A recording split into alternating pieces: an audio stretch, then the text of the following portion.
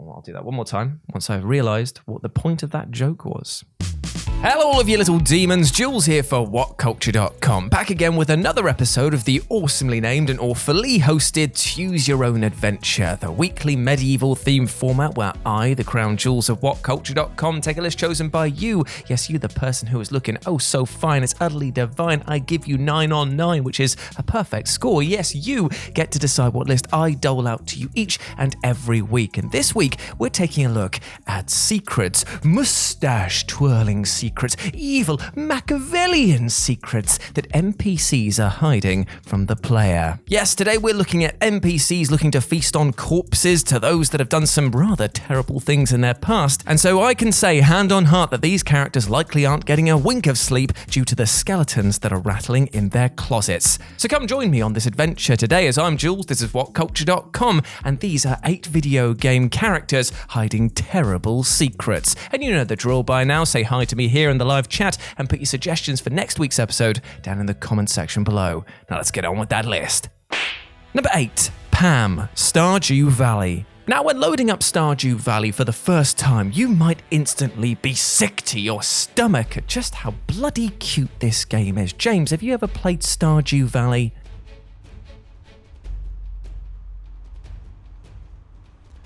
No, I have not. Now, I know you like Professor Layton, and that's pretty cute as well, but this game right here, it's sickeningly cute. It's sickeningly cute. Just, ew. Am I right? Sure. And you know what, James, included in this? You'd be right, seeing as the general day-to-day gameplay centers around crop growing, house maintenance, and building relationships within the local community, and it is utterly charming. However, it's in this last aspect where the friendly facade of the title drops somewhat, as it turns out that some of these locals have really dark, depressing, and quite dangerous secrets. Across your time, you'll meet characters displaying clear signs of PTSD, depression, and in the case of Pam, mother of fellow resident Penny, well, she's a raging alcoholic. Every single night the player can find her in the local bar boozing away her problems, and while it might not become apparent at first, Pam is clearly hurting a lot on the inside. Her job as a bus driver doesn't seem to be that rewarding, her home is in a state of disrepair, and even if you fix it up for her, she says that she's not been able to control her drinking. However, the real dark sting to this story is the fact that things like mead, beer, and other alcoholic beverages, they are the quickest way to max out her romance or loyalty, so unfortunately it means that you end up kind of accidentally enabling her, because there's a good chance that you might not realize how much of an alcoholic she is when you first start giving out these gifts, but once you realize it, woof, that's pretty dark. Number 7, Elizabeth Winters, Vanquish. Now, as we all know by now, I absolutely adore me some Vanquish, so please, once again, allow me to talk about the game that lets me just go, wee, wee, wee. Take that, you rascally Russian. Right in the chops, right in the chops. Whoosh, wee. This is the entire game, by the way. That's how the game plays out. If you've not played Vanquish before, it's utterly brilliant. Anyway, I digress. I just hit my keyboard. Fantastic. Now, I know when you look at the smug, bold, and very Russian face of Viktor Zaitsev from the video game Vanquish, that you might immediately label him as the bad guy. And to be honest, he's not doing himself much favors, what with his giant army of murderous robots and overall plan to hijack a solar station to be used as a death ray. And last time I checked, that definitely does raise your villain stock somewhat. However, what if I told you that the real villain of the piece was actually Elizabeth Winters, President of the United States and all-around asshat? Now, she might not seem like it at first, seeing as Winters is very instrumental in taking down the invading forces aboard the space station, but as the plot advances, it becomes clear that she's the one actually orchestrating the entire thing. Now, it turns out that Winters was working with Victor to help establish his coup, but was going to betray him at just the right time in order to use this to launch a war on Russia. This would end their trade conflicts and their war for resources and allow the US to establish global domination. Pretty nefarious, right? Well, the problem is that you play as Sam Rockthroat Gideon, which is the coolest name guy ever, and he is just an all-round cool guy. I like him a lot. And he kind of puts a stop to that plan. Somewhat. With a bullet, you might actually say. Because once Victor's team is defeated, so is Winter's own personal army, and this forces her to take her own life before the world would find out about her sins. Yet here's the interesting thing about this situation. Sam never actually reveals this information come the close of the game. He's just stood there going, yeah, I did good. I killed a lot of things today. I can go home proud. But the thing is, he never actually reveals the information, and there might actually be a good case to argue that he might never reveal that information, because after all, saying, yeah, our president kind of did all of these really horrible things, kind of is inviting the rest of the world to take you on and take you down, having the exact same thing that you planned happen to you. Plus, you'd lose support from within your own borders, so never a good thing. I think in this case, seeing as we're never going to get a Vanquish 2, Sam and his team are probably going to go home and just be like, yeah, the Russians did it. Yeah, totally, the Russians did it. Who's sweating? Who's sweating here? No, the Russians definitely did this. Number 6, Dr. LOBOTO, PSYCHONAUTS 2. So if you're ever in the mood to comb through people's brains and expose their deep and dark secrets, then the PSYCHONAUTS titles are definitely the games for you, because that's pretty much their entire core concept. You go in, you sort out their emotional baggage, you get out. Now, many remember the truly dark moment in which a secret room could be uncovered in the original game, which was found in Mia's mind, that centered on her inability to stop an orphanage that she worked at from burning down, killing all the children inside, and of all the pain she faced, seeing as she is a psychonaut specializing in empathy. However, to slightly lighten the tone a little bit, we're going to look at a throwaway line from the end of PSYCHONAUTS 2, which actually has some pretty massive ramifications. After completing the game, Raz is able to return to Sasha 9's lab in which Dr. LOBOTO was being held for psychic interrogation, only to find out that the good doctor is now making his rather swift exit.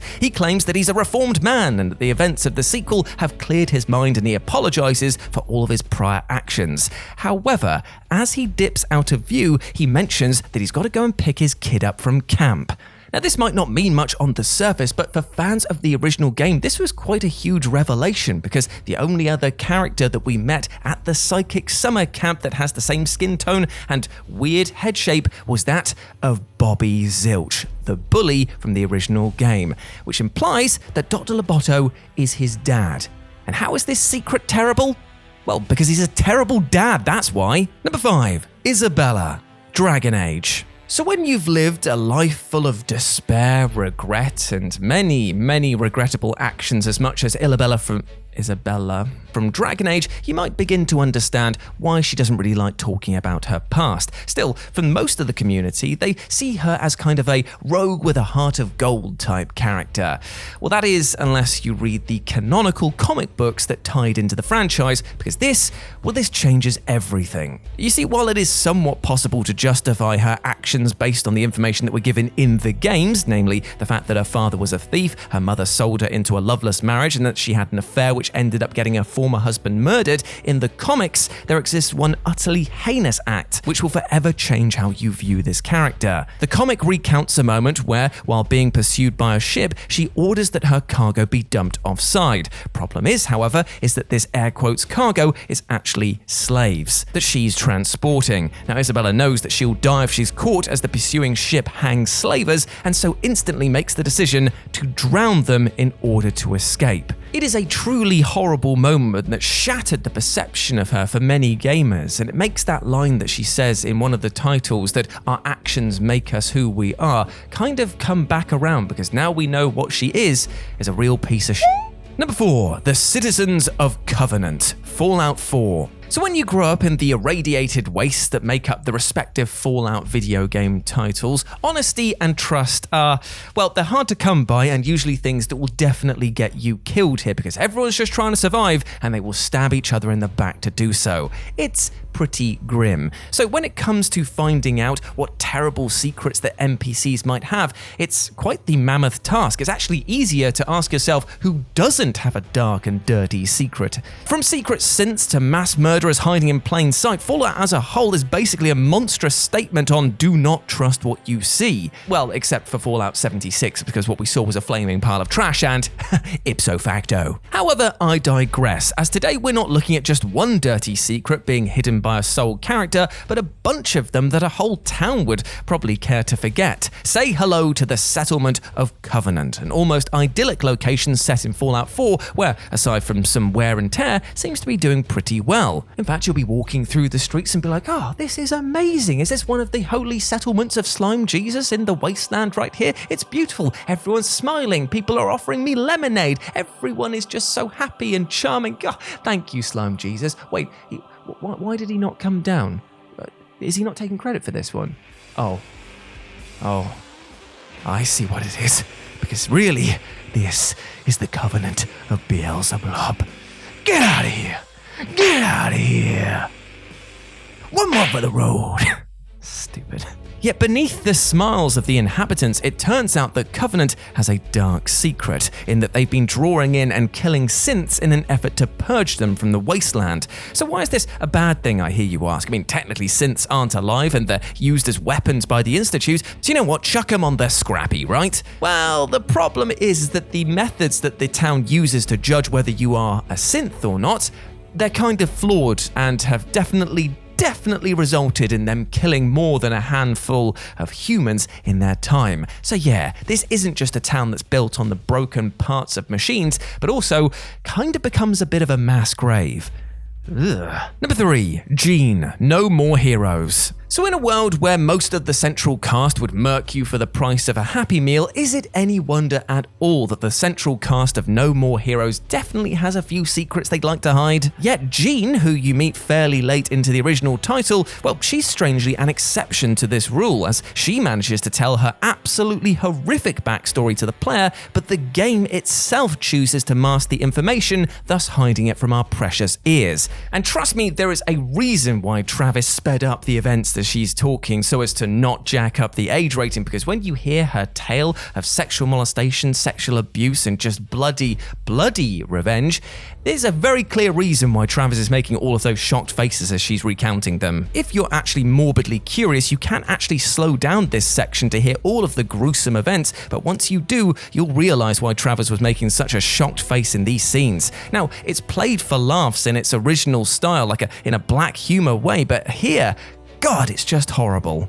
Number 2, WILLOH, Hollow Knight. Now, despite its adorable art style, Hollow Knight isn't exactly the game that I would choose to unwind and relax with, seeing as this game is, well, brutally hard in places. Is a title that seems to want to drive a nail straight into the eye of the player and smile while doing it. I'm pretty sure that if you flip over the game, it's not developed by any publisher that we know, but it just reads one person, developed by